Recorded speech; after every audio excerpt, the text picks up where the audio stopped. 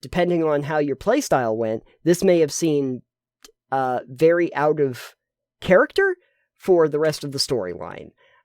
Because considering the amount of death and destruction and everything that's going on around you, this is tonally very different.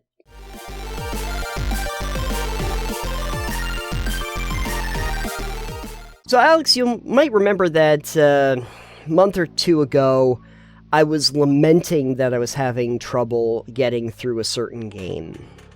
And, yes. And a lot of people, surprisingly enough, shared in my lamentations, as it turns out. They did. In the comments. That turned out to be a pretty popular sentiment, actually. Yeah, surprisingly enough, it was nice to know that I was not alone. And what we are, of course, talking about is the Mass Effect trilogy. And I had gotten to the very tail end of Mass Effect 3, and then could not quite bring myself to finishing the game. I am here to report good news, I guess. I have effectively finished Mass Effect 3 from the legendary trilogy, therefore completing the whole thing, front to back. Congrats. Good job. Round of applause. Yes. It was after a lot of procrastination and playing a ton of other things that I had just gotten more interested in. But the last 3 things, basically, I had to do in the game, because I had done all the side content and all the submissions and stuff like that. The last things I had to do was the Citadel expansion, and then the final 2 missions in the game.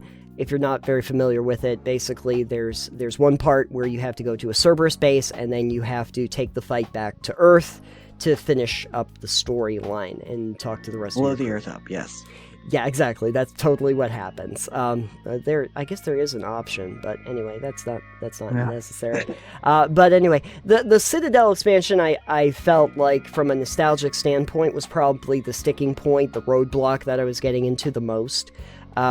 Mostly because that's the part where it's kind of a fun romp where you and all the crew get together and you get to do something, and it goes a little bit more into the, recapping of all of the stories that you've had with all of these characters over the course of 3 games, and then you throw a big party, and yes, the party.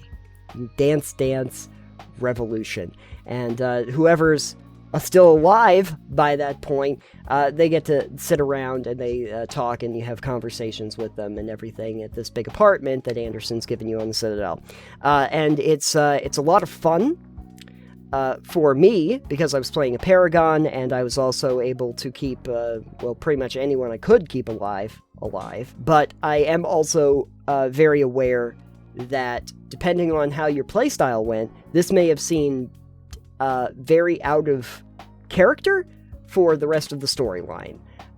Because considering the amount of death and destruction and everything that's going on around you, this is tonally very different.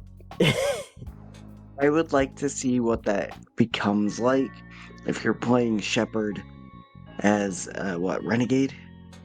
Yeah. But also killing off as many of your party members as possible.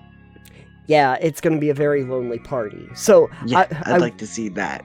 I will say that if you happen to, I will recommend watching the Never Knows Best video, where he did an analysis of the Mass Effect trilogy, and when he decided to try a Renegade playthrough, not really like a genocidal Shepard, but an incompetent one that isn't really capable of making decisions rationally. Should not be Commander. Should Shepard. not be, but is in this position and is angry about it.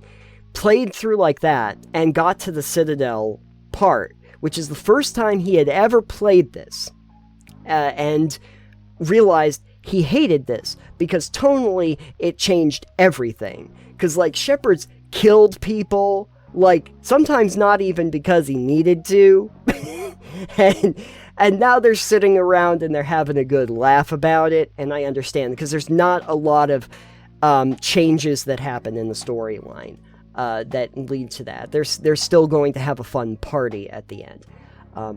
But for me, me, I was playing as Paragon, and everybody was, for the most part, alive, and I tried to do the correct or right thing for the majority. So it felt wistful and magical for me.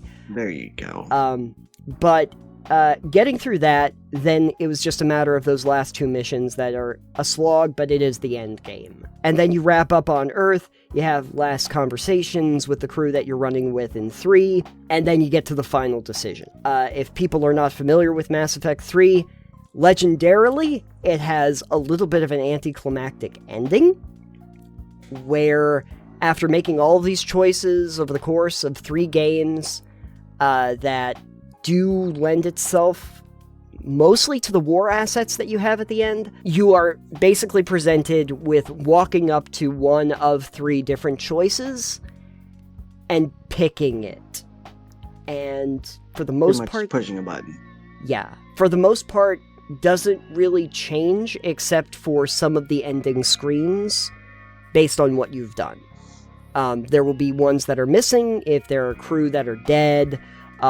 You will get flashbacks that will remind you of the most important people that, for you, who were on your mission in those last moments. And you will get different beams. You will get a blue, a red, or a green beam that wash over the galaxy, and there are differences in how that shakes out for like your end cutscene. But for the most part, what you've done up to that point doesn't really take much effect after that entity. So this isn't your Fallout New Vegas ending where the factions you've helped or obliterated actually come up and be like, oh, you killed all the boomers. In Fallout New Vegas, you will get lines of endings that get cut off to you if you have made those factions mad at any point, and there are factions that simply will not work with you at the end. And to the point where if you're a genocidal maniac in that game, there's really only one option that you're presented with at the end. But Mass Effect is different. No matter how, Renegade or Paragon you were, you will be presented with those same 3 options. And I did all 3 of them, because why not? I want to see how this changes. Mostly to see that, it didn't change a ton about it, but there are some nuances to those cutscenes and some little changes that happen between them. Not a huge departure. I was glad that I finished it. It probably will not be something that I go back to again. I don't really think I have any interest in going back and playing the Renegade storyline because of that very reason. I know how it's going to end. It's going to be the same 3 choices presented to me at the end. You will get the option to destroy the Reapers, you will get the option to control them, or you will get the option to synergize organics and synthetics. Those are your 3 options, and it doesn't really matter how good or bad you've been in the playthrough, and I do find that was a missed opportunity, especially considering that there was such lead up when you think back to it about those 3 games and the choices that you could make. I didn't really see it from the Renegade point of view, but I have seen actually the Never Knows Best and Your Favorite Sons videos do a good job of explaining this. That, like, in the first game, I'll give you an example. There's the Rachni Queen. You get the option to save the Rachni Queen and let the Queen go off in space, or to kill off the Queen. And so if you're a Paragon, like me, you let the Rachni Queen go, and eventually in 3, she will come back in a mission, because they tried to indoctrinate her as she was leaving, and you can try to save her again.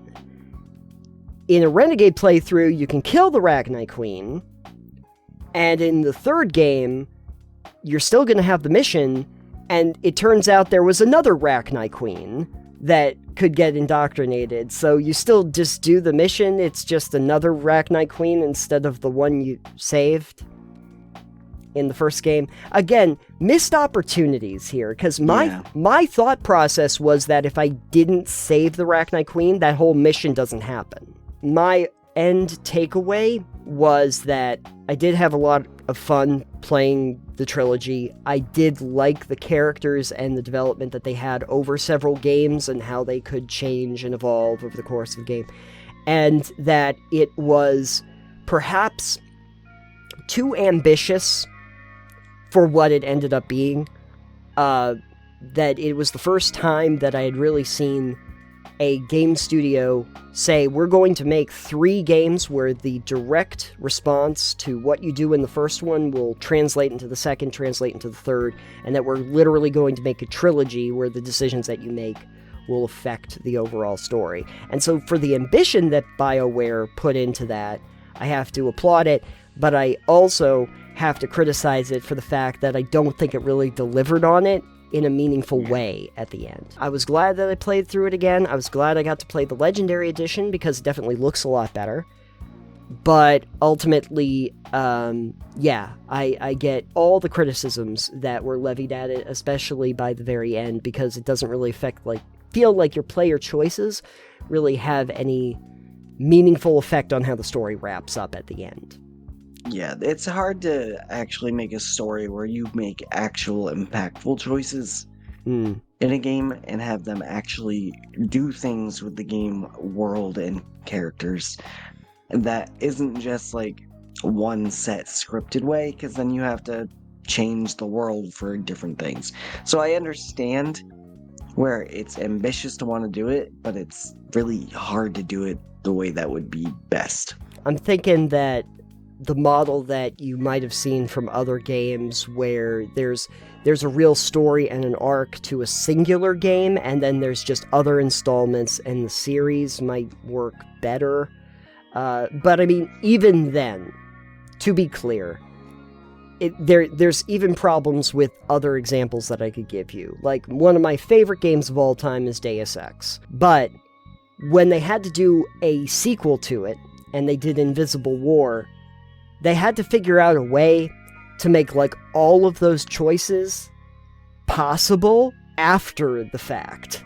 So that, like, all of the endings are, like, the ending. So there's no, like, canonical one. That is a problem that you end up with these sort of epics. But, you know, I still think that they stand as a testament to the ambition of RPGs. The landing didn't get stuck. Next one.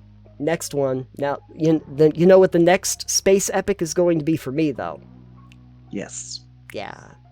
Starfield. Yes. We'll see how deflated I feel when Bethesda does it. I'm just wondering, for folks out there listening, what did you feel when you eventually finished Mass Effect 3? And, what are your feelings about Starfield? Are you going to play it when it comes out? Let us know in the comments down below. And that might just lead us on to our next topic, Alex.